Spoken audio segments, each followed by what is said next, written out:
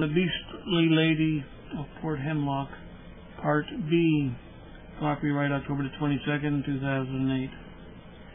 The Ice Queen, in the meantime, quietly observed me from a distance to see if my skewed psychology would cause me to develop into another hot-looking, cold-blooded Ice Queen like herself. She finally got her answer 3 months after my new sex had emerged. The Ice Queen had invited me to attend a girls' tea function social she had arranged. She told me her estranged stepsister and friends would be there as well, and perhaps a couple or 4 special male guests she'd invited from my old alma mater, the agricultural college. So for the next week before the social, I had recurring nightmares of the event. Me in my gown, my bodice just covering my ample cleavage. The dream was always the same. I'd be talking to the Ice Queen. She'd suddenly turn her head to the right, and then turn back to me, seize my bodice, and quickly yank it down, exposing my pale white breasts and dark red nipples for all to see. Suddenly 3 figures would separate from the crowd of women dockers, and one would pin my arms from behind, whilst another stabbed a searing needle in my side, whilst the third stood in front of me and laughed in my face. There the nightmare always ended. 3 days before the event was to take place, I went to Mr. Willoughby's and bought a pepper-box pistol, which just hid nicely in the crevice between my 2 soft breasts.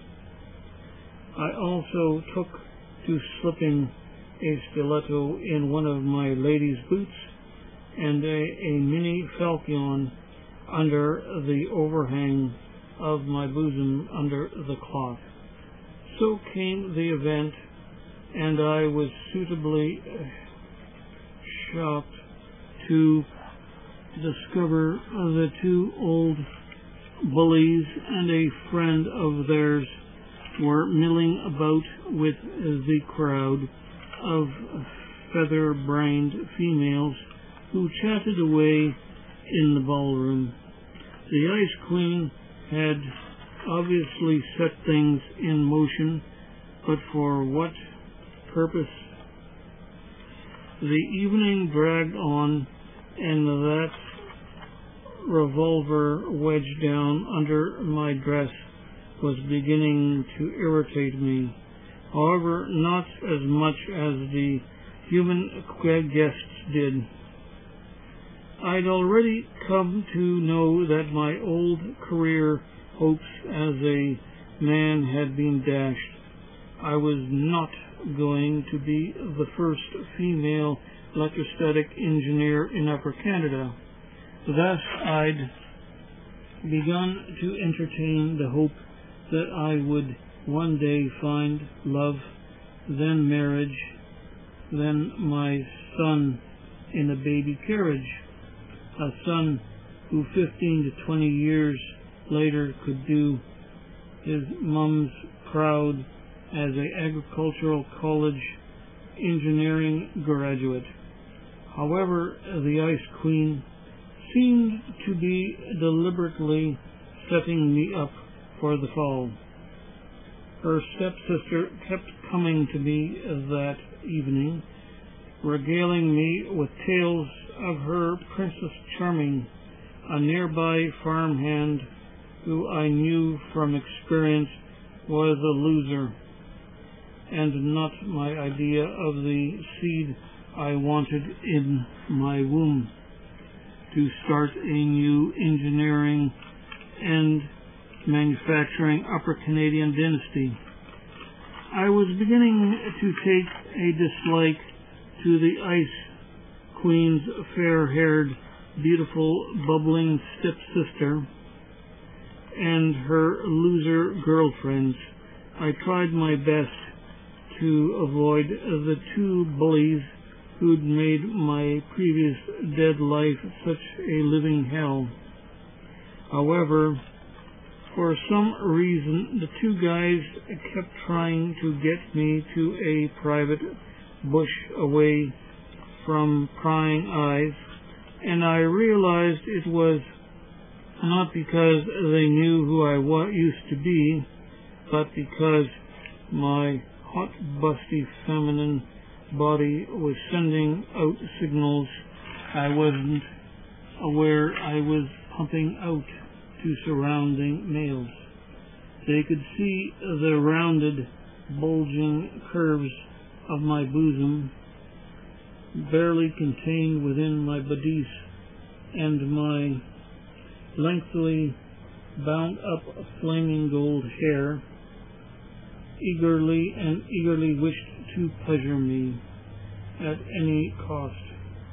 As the evening wore on, I began to heavily perspire, and so went outside into the cool night air behind the ladies' residence.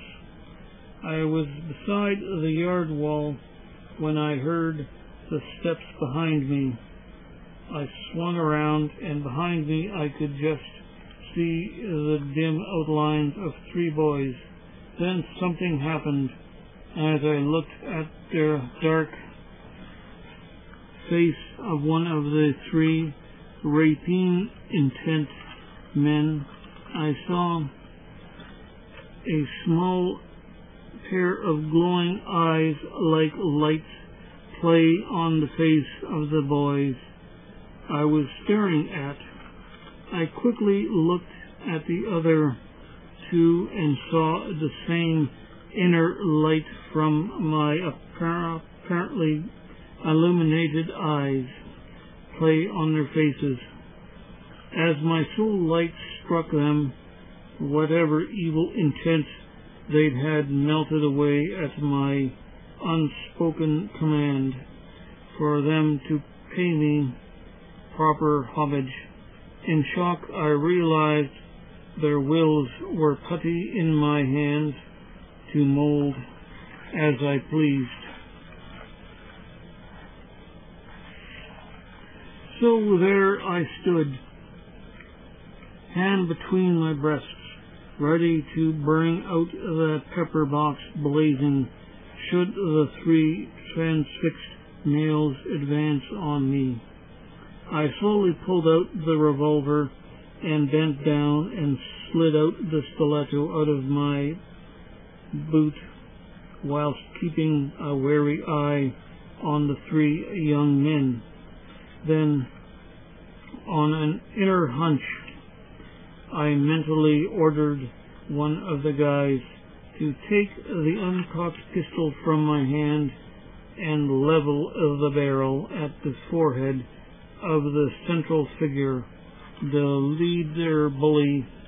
The boy did as I commanded, whilst I ordered the other two to stand still. They did so, and my silent wish for the pepper box to be cocked was answered with a loud click.